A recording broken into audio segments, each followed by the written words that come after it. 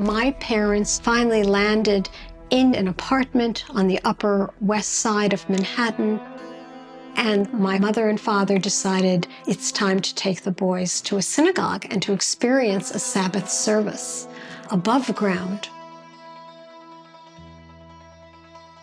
My mother was preparing the Sabbath meal, and my father took my two brothers. My mother had dressed them up in suits and little red ties, and she had trimmed their bangs, and she was very excited and wanted them to look wonderful and to look very respectable. My father took my two brothers, and they walked over to a synagogue that was just a few blocks away. That was an Orthodox shul, and there was a man standing outside, a synagogue attendant, who spoke to my father in Yiddish.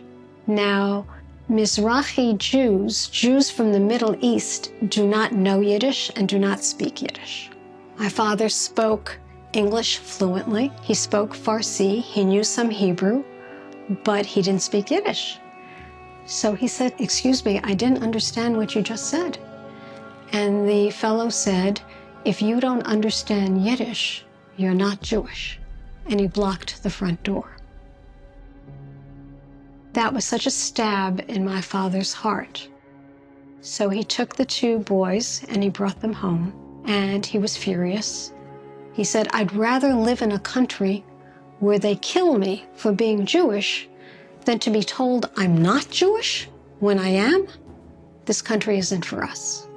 My mother, being the rebel that she was and never allowing herself to be defeated, said, "We're going to go to another synagogue." And this was a conservative synagogue a few blocks away.